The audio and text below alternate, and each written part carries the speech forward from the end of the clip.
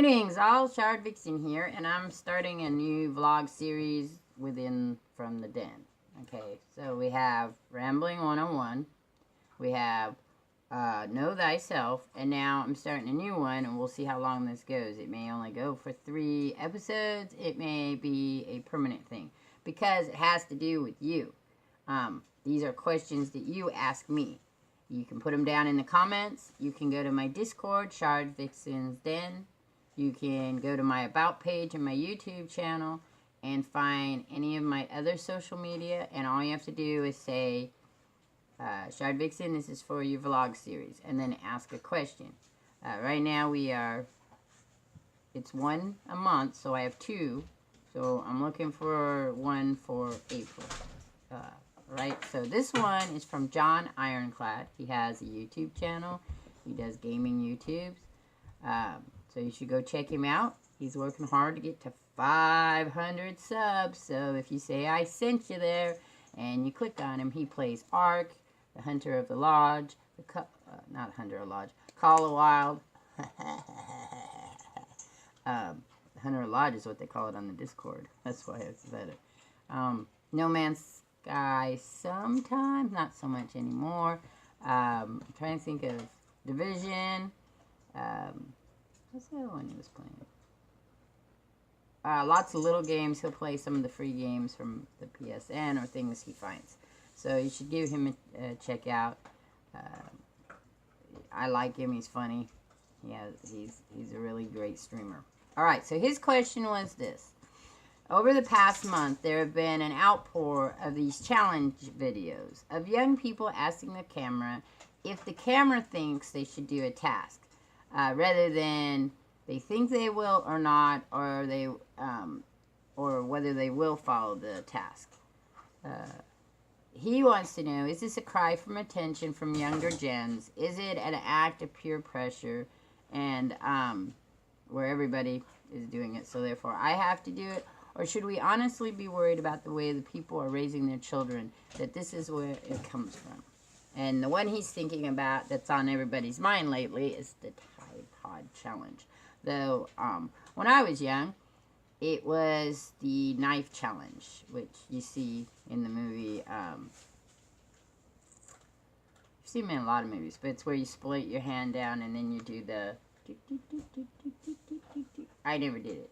Like, anything with sharp objects is a stupidity for me. So, there's a psychological theory as to why people do stupid things. Besides people being stupid, of course. And one of those psychological things is the need to belong. We're by nature pack or herd animals, however you want to look at that. And that being that you're safer in a pack than you are by yourself, and that makes common sense. And Abraham Maslow is the gentleman who came out with this theory.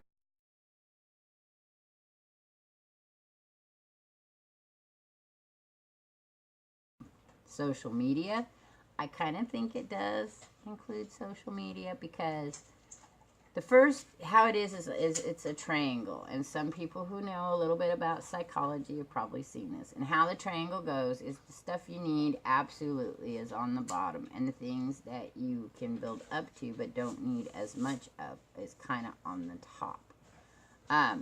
So an example is on the bottom is breathing, food, water, sex, homostasis, and going poop. I mean, those are things that just happen regardless. Okay, those are the base things of a human being, of most animals actually.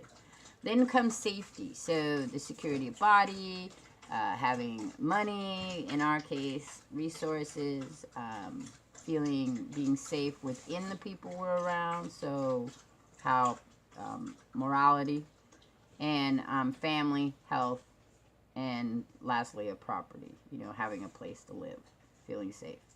Then becomes love and belonging, which has to do friendship, family, and intimacy.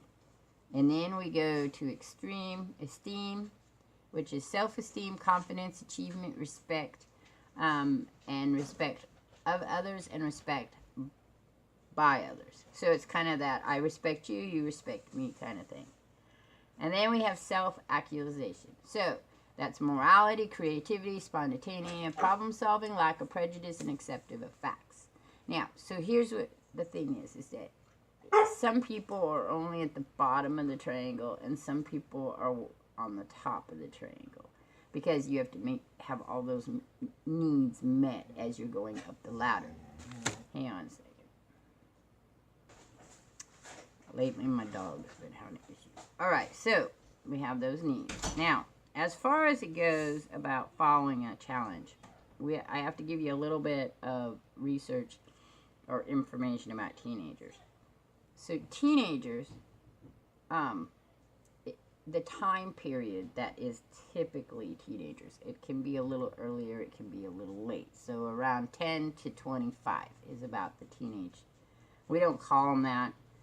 We have other names for them, but that's really, in mind development, that's the time period. So if you have a 10-year-old and they're a little more advanced than, say, other 10-year-olds, and then you have 25-year-olds, a little slow on getting where they need to go in life. Okay, so 10 to 30. It's a big gap. Normally, it's about when puberty hits around 13, 14 years old to about 25. Not as big of a gap. What happens is the brain, the frontal lobe, is not working as hard as areas in the rest of the brain. Okay, and the reason for that is that it is a time period in which the hormones are creating a adult human, one that can reproduce. And in that process, what happens is you go from one family unit to another family unit, which happens to be the pack.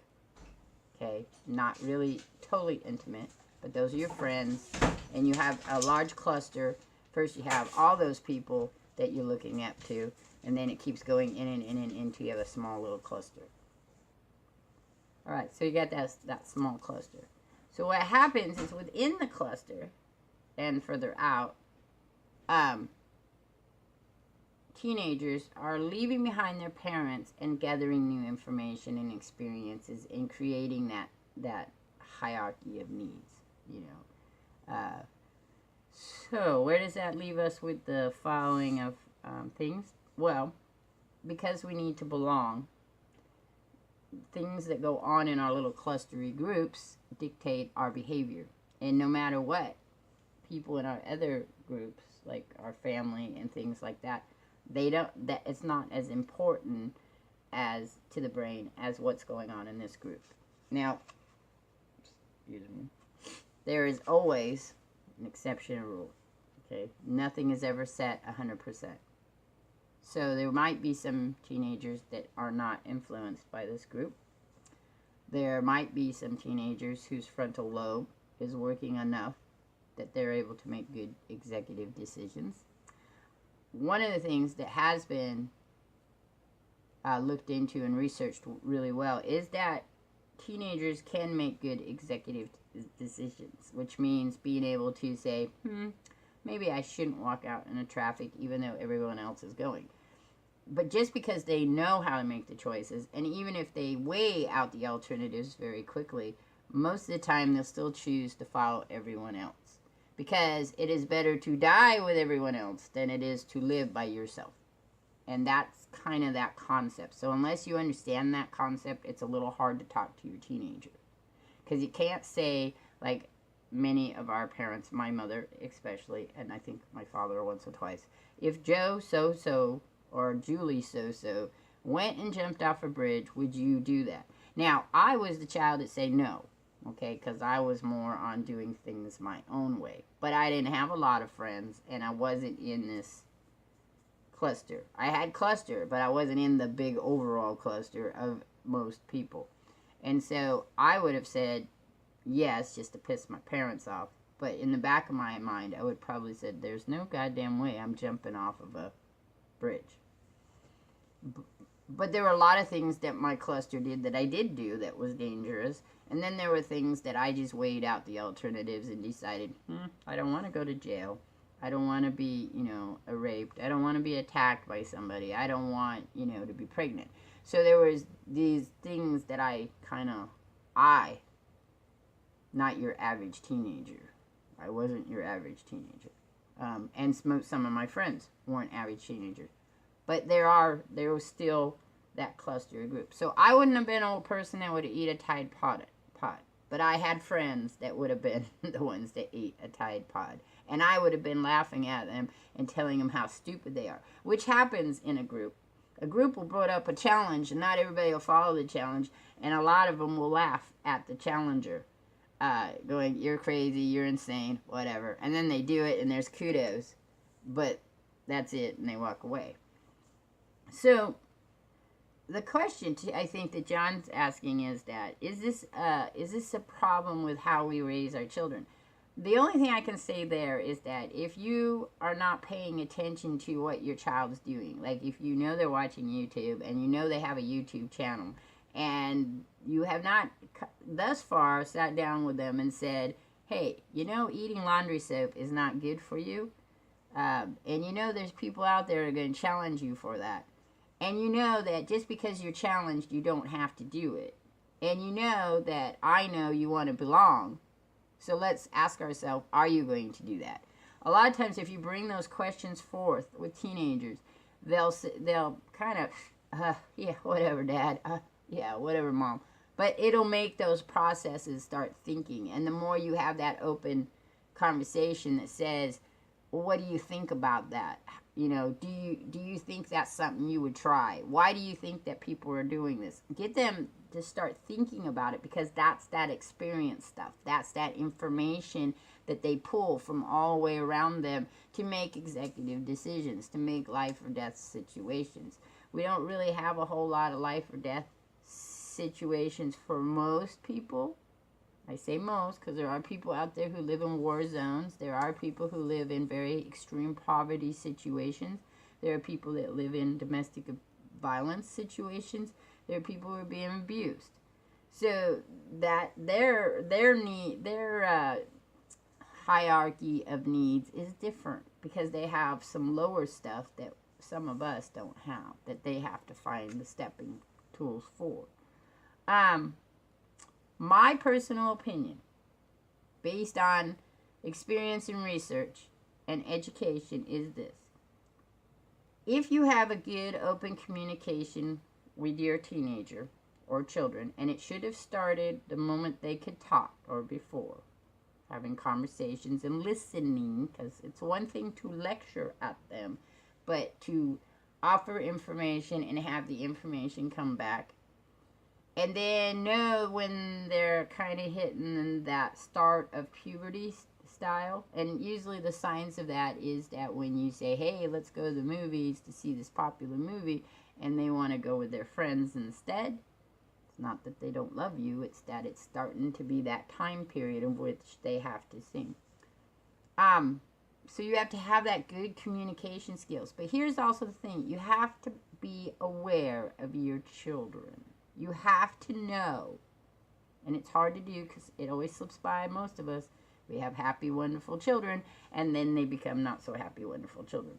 So you have to watch for those signs, and you have to make an effort to go outside your bubble and say, are you safe?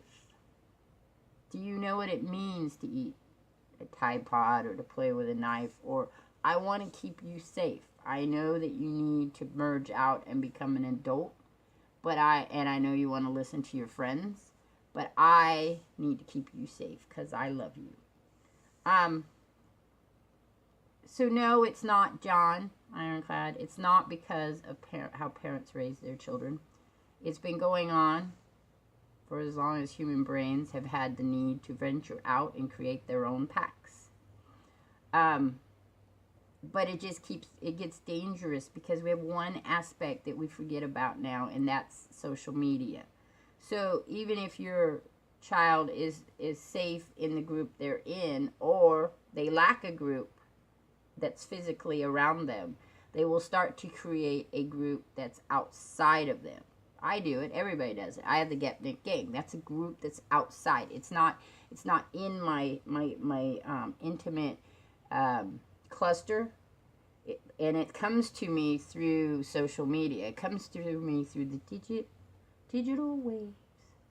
Okay, and I'm a little older now, so that my need to belong is a little less, but it's still there.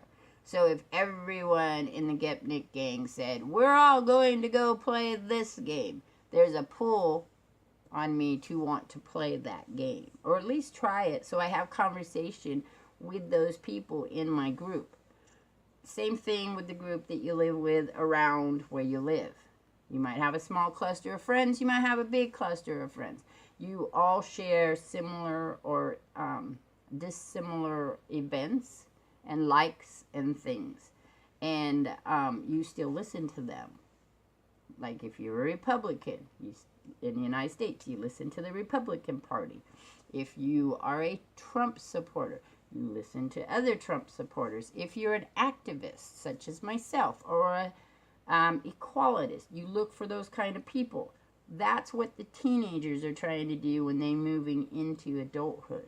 So by giving them understanding that the people on the social area have just as much of a connection now, because that's how our world is. We have a social media connection, and if you aren't aware of that or understand that or accept it, it's going to be very hard for you to have a conversation with your teenage or even younger children who have grown up now. Any teenager now has grown up with the internet. It's always a part of their life in some aspect. If they're so poor that they didn't have electronics, it's been exposed to them at school. They get phones. They, steal for stuff. I've met people who sell drugs only so they can have their electronics. So because of that, you have to accept that as a factor that causes your teenagers in the world to go, I want to belong. I want to belong. I don't have a group here, but I have this big, huge group out there, and I want them to belong. So when they have a YouTube channel, the people on the other side of that fourth wall are part of their group, and they want those people to like them and let them belong to the group. So I hope that answered your questions. My viewpoint of this always is talk to your children. Talk to them. Tell them how bad it is. I don't think my son would have never eaten a Tide Pod because of a challenge. He'd have eaten a Tide Pod because it looked good or it was something that he wanted to do. He's always been that way since he was a child. So I would have been on top of those things really quick. Same thing with my grandson. It would never be because I need to belong. It's because, wow, what's this? Ooh, that's bad. And that's not because you're a bad parent that your kids do that. It's just some kids are very tricky. All right, so that's the end of What Does the Vixen Say? Okay. I just like, I had to do that because it's so cute. And the next one is going to be from Not a Vampire 111, and it's What Do I Think About God? So I'll catch y'all on the flip side. I'm out of here. Peace.